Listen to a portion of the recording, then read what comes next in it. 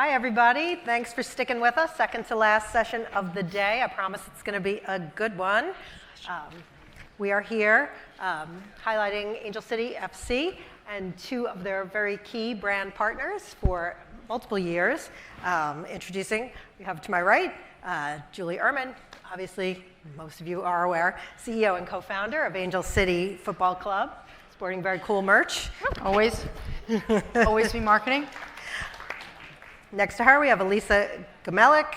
She is Senior Vice President and Chief Marketing Officer at Sprouts Farmers Market. Sprouts in the house. And Diana Valdez, VP of Brand Culture and Consumer Experience at NYX Professional Makeup. Awesome. All right, let's get into it, ladies. Top line, big question. We'll start with you, Julie. What would you say makes for the most successful brand partnerships? What elements, for you, you kind of have all your pieces in there and you know it's going to be a success for you? Yeah, I mean, I think it's the why. It's why you're coming together in the first place, right? We all want to make money. We all want to grow the audience. We all want the sport to grow. That's just a given, and there's so many different ways of doing that, whether it's through a brand partnership or digital marketing or you can give tickets away for free and grow it. But when you're talking about with the brand, it's why are you coming together? What is that underlying piece that unites you that is bigger than the scoreboard, how your team performs, how many fans show up in the stadium? And for Angel City, our why was always clear from the beginning.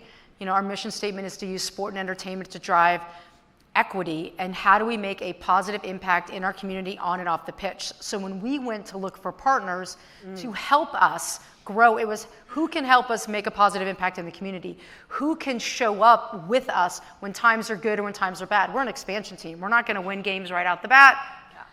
It may take us a couple of years to get a ring on our finger. So who's going to be with us during that long haul and with us for the right reasons and know that the success that we achieve is not just the success we have on the pitch, but the success we have in the community. So for us, it was we want to partner with those that have shared values. So when we talk about making an impact in the community, who believe in equity, who believe in diversity, who believe in inclusivity, and who want to leverage their brand, their dollars, their staff, and their voice to help us make that impact.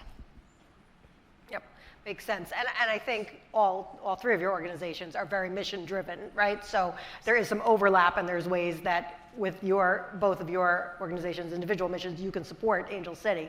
And so, as you explained, that was something that went into your selection process and as you're kind of vetting who you guys want to partner with. Have there been any unexpected benefits you found from aligning with kind of similarly minded organizations, things that might have surprised you? Yeah, I mean, they're on two ways, one on the impact side and one on the business side.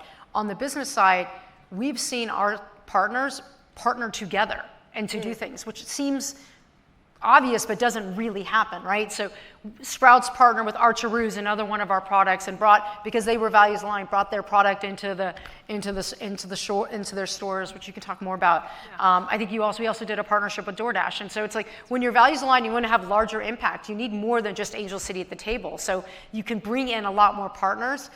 So that's been one that's been really fun to watch. The second part on the mission and purpose element is the impact that you just get to have in the community. Yeah. With Sprouts, we have a partnership where we do a free farmers market twice a month. And to see not only the people that come to the farmers market to participate in and benefit from it, but then they show up the next week to be a volunteer. And then you'll see them a couple months later in the stadium, and then you'll see them, wearing their, Sprouts and Angel City merch. And it's just the impact that you can have on someone is more it's more 360, and that's longer lasting, and that's what people remember. Like they don't remember the scores, they don't remember who won the championship last year. They remember the people they meet, the impact they had, and the change that they were able to be a part of, and we get to do that every day with our partners. Yeah, and I'll add, Jen, I think one of the things that was surprising to me is, it is true. Julie's so right that as we tried to figure out what sponsorships were going to be important to us. And values was everything because for those of you that don't know, we're in Chicago. We're here in Chicago right now, but many of you may not know Sprouts Farmers Market. We have 440 stores nationwide across 26 states. And, we're a large growing specialty retailer, all focused on natural, organic, attribute-driven assortment. And when we sought out to really think about what was important to us from the standpoint of partnership, it was over 65% of our customer base is women. And so it made it really easy for us to think about, what's a partnership that's going to make sense for us? And so Angel City was that perfect partnership. And I will say, the thing that was most surprising is how much our teams, our in-store teams, are so passionate about this partnership. They want to go to the games. They are super fans across the board. Like many of you, I'm sure you stand on a main stage somewhere addressing, whether it's your customers, whether it's your teams. And I have to say, every year that I present, our managers go bananas for everything we do with Angel City. So that was a really awesome surprise. Do you find that your internal staff, particularly in the LA area, or are you finding that it spreads out across the country? I have to tell you, it's across the board. So our platform, Angel City is really what kicked off, our mission to dedicating everything we do in sports to women's sports. And that is our Powered By platform. We talk about supporting women on and off the field, on and off the pitch, on and off the court. But it was really our partnership with Angel City that kicked all of that off. And just a fun fact, if there are any brand managers in this room today, it was a brand manager that actually did the research to find out about Angel City starting, and it was her that actually pitched this to our CEO. So very cool. I just think it's such a great story because great ideas can come from awesome places within your organizations. That's terrific. Diana? Yeah, no, I totally agree. I think to add on to the values piece and how much overlap there is, but just in what our community believes in, I think it might not be a super surprise, but putting people versus product first, I think is something that has been received really, really well for us. And we're all at the service of product or a brand, and like you said, we're also here to make money, but I think that comes with it when you have a better understanding of the people and the overlap, and then you're able to bring those two audiences together. So for us, that has been very impactful. In fact, even the testimonials that we get on site being on Angel City as to the first product that they ever used, but we leaned in on the value first. We leaned in on the inclusivity, the diversity, the breaking barriers together, and people noticed. So I think that's something that's been really important, especially when for us at Knicks, bringing beauty and sport together. Something different for us is how much of an impact you can still make somewhere that is not always so obvious with beauty, at least. Mm-hmm. That's terrific. So I was telling Julie before, I watched the Angel City documentary recently, this weekend. Binged the whole thing in one sitting. It was terrific. But my favorite line was when you said that it was specifically about the first game, but you said, we have to make this the greatest show on earth. But then the next game must also be the greatest show on earth. You got to bring people coming back. Like you said, you'll win some games, you'll lose some games, but if you give the fans an experience that they will remember, that it's fun, that they want to be a part of, they're going to stick with you. What's the role that you see your sponsors and your partners coming in when it comes to building that kind of experience for your fans? Yeah, I mean, it really is about creating the experience. When you think about LA, there are 11 professional sports teams, there's the beach, there's the mountains, there's a ton to do. So why are you going to come to an Angel City game, especially if you're not a soccer fan or a women's soccer fan or a sports fan? And that is our goal. How do we make the best experience that regardless of how much you love the sport, you want to be there, because we've now created a FOMO experience. Mm-hmm. So our first game, we called it the greatest show on earth because there was no bar. If you went to a women's sporting event, it was a disappointment, right? And we wanted to create an experience that felt like going to the Rams or the Dodgers or the Clippers or the Lakers, that there was no difference between female and male athletes and the performance that they put on the pitch. Every game since then, we talk about every game is somebody's first game. And with that mentality, it's like, how do you raise the bar each game? How do you create a new experience? How do you create something new for them to talk about so they bring their friends and their family the next time? And that's where our partners come in, because it's like, how do we create something special? How do we teach them about the brands? How do we show them a different product? How do we engage them in a new way so that they find it exciting and interesting to bring somebody else? So we also challenge our partners. Like we'll do a fan fest, which is a big experience for our fans, about 3 to 4 hours before every game. Well, 3,000 to 4,000 people show up. We have an average of 19,000 fans per game, so it's pretty impressive, especially in LA. It's also an excuse to miss traffic and get there early. But the idea is that how do we create that experience where fans want to come early, create community, and engage with our partners in a really authentic, fun way? Yeah. And most of our activations have, significant lines because they're getting their makeup done at Knicks, or they're doing some really cool activation with Sprouts where they're like playing a game and they can see what kind of like food they win. I did see, by the way, like I saw this on Instagram. I'm totally diverging, but it was a slot machine, and it was like a human slot machine. I was like, oh, that'd be such an amazing Sprout activation. Like, da-da-da, and then you get, right? So anyway, so good. It was so good. But like, how do you do that? How do you create something for them to talk about? And, and it's like, it's not like, here's a sample. Like, we don't do that, right? A lot of the stuff we do is co-branded because we want to continue to reinforce the values and the partnership together. But how do we create something that's fun and exciting where you come to do it and you're like, oh, that was brought by Nick's. That's really cool. And oh my God, I love their makeup. And now I got my makeup done. And it's an Angel City gear. Now, Mom, let's go out and get it. And so, but it has to be different each time. Otherwise, it becomes stale and nobody cares. Yeah. Right? And do the ideas come from both directions? Like, will you guys think of something on the Angel City side, and then you guys might come and offer something up for a great idea? I feel like what just happened with Julie right now is a really good example of how it works, because we spend a lot of time together. Like, we go to games, we spend the time together, and the Angel City team, and I know it's the same for you, Diana, it is, when we spend time together, we're constantly thinking about, it's not just about what's written into the contract, it's more about how do we keep making this better? And you get idea sparks that all of a sudden jump in your head, and you say, oh my gosh, we could do something like that, and we make it happen. So I think it was just, I'm glad you did that, because that was a really good example of how it works. Any favorite activations from either of you ladies that you guys have done with Angel City?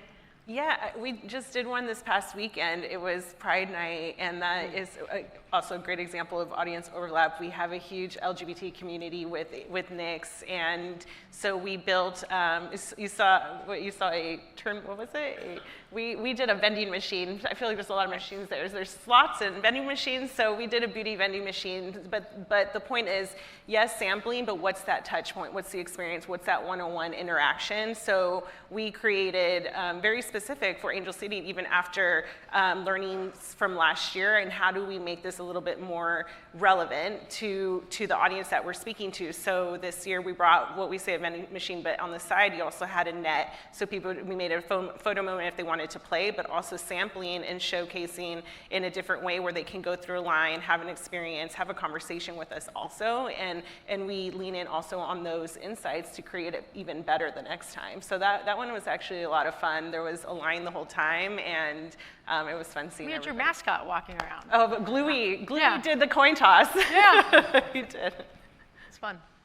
That's terrific. Any from Sprouts that come to mind?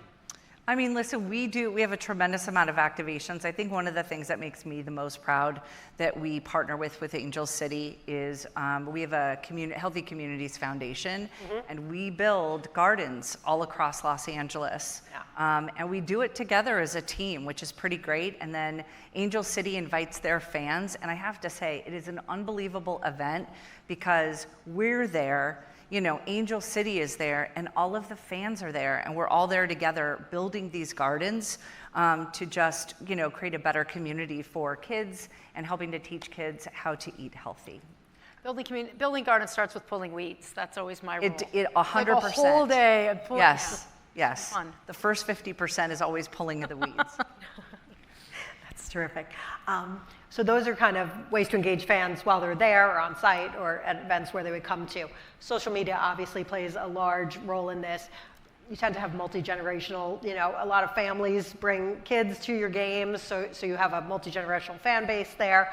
What's the role of social media? How are you guys using it maybe in some creative ways? I mean, I'm thinking about the schedule reveal that was on Sprouts with the Instagram and the way they went through the grocery store was my favorite. Just to tell you, this was, I think it's Jen Pransky is our head of contact. I think the NFL, speaking of the Bears that came before us, have done a really good job of revealing schedules, and now it's a thing. How can you reveal it the best? And so, we have, we play, 12 different teams, and so how can we be creative about it? And we started thinking about our partners again, and how do we combine, messaging and. We play in Portland, and they're the Thorns, which is roses, right? In Orlando's the oranges, and we will eventually play in Boston, which is like tea. And so we basically went through Sprouts Market and started pulling items great. off the It's in the stores, cart. off of the shelves that represented products from those markets. But then the actual schedule was a receipt, which was just so, by the way, whenever I have to So send a schedule, like it's saved on my phone. So it's a receipt. So it's the date, you know, and the who we're playing. But it was super creative and So ingenious. It was, you know, it was fun. And then, you know, with Knicks, we always, you know, I think Angel City does the best media day of any club in the NWSL, which is basically an entire day where we capture as much content as possible from our players that we'll use basically, that'll be about 80% of the content that we capture of our players that we'll use throughout the year. And so Knicks comes and does their makeup and sets them up, and we get testimonials, and we get to create a lot of content because, again, it's them using the product that we're really proud of and why they want to use it and talk about it. And it's actually incredibly authentic because they're saying, you know, they're picking out what they want and how they want to look and how they want to be done up to be represented for the balance of our year. Well, that's great. Diana, we were talking right before we started. Social media worked kind of in a different way, even to get in the initial with Angel City. Could you explain that a little bit? Yeah, I mean, if we can pause and talk about just social media listening in general, I think it's just such a huge, huge tool. And yeah, what we're talking about is how we identify partners, but it's through conversations. It's where we're being called for, and I think you'll hear community a lot, people first, but it really is true that when you talk to your community, you listen and you act, they'll follow. And I think that was one big way that we use social media. We started to understand where our audience was asking us to be. In addition to soccer, there are a few other sports. As to why it was important, we started looking even further into our audiences, and they wanted us there, and it made sense. So that was a big way that we use social media, and also was able to insert the brand in a niche community, but at the same time, at scale, when you have social at your fingertips, you're able to do so much with it. So that's one way that we definitely leveraged social media to not just really leaning us to what our audience was asking for, but acting on it. Terrific. We're almost out of time, so unbelievable how quickly that went. Final one for the whole panel. Any final advice that you could offer to brands looking to partner in women's sports? What would be your best piece of wisdom? Listen, I think the most important thing is know your brand, know who you are, and be authentic. I've heard it said on this stage, I think all afternoon. Be authentic to who you are and find the partnerships where it just makes so much sense that it doesn't feel like work. Once you're in it, it doesn't feel like work. It is only fun. It is developing programs and finding ways to bring your brand to life, and it also helps the teams and/or conferences as well. So I think that would be my best advice. Yeah. I would say don't be afraid to build the blueprint. We've had to do that a lot at Knicks. I helped put them on TikTok before it became anything. Like, what is this channel? How do we work it? And I think not being afraid to really break down and create new paths that aren't there yet, because I think it's okay to be the first. And in fact, Knicks was the first makeup brand that partnered with Angel City, the team, and also in the league, Angel City with a makeup brand. That's huge. That's historic. That's a next step in evolution. And I think we're not waiting for it to happen.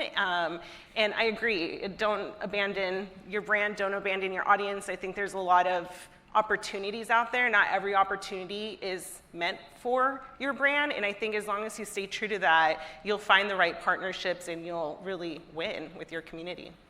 That's awesome. Final word, Julie? Yeah, I would just say, I mean, what we're finding from younger audiences, which I'm sure you all know very well, is they're not price sensitive, they're value sensitive. They want to know who they're buying from, they want to know why that brand exists and what they care about and where their money's going and how the product is made. And if your consumers care about the values of the product, then if you find a club or a team that shares the same values, that dollar, that partnership, that activation is just going to go a lot further.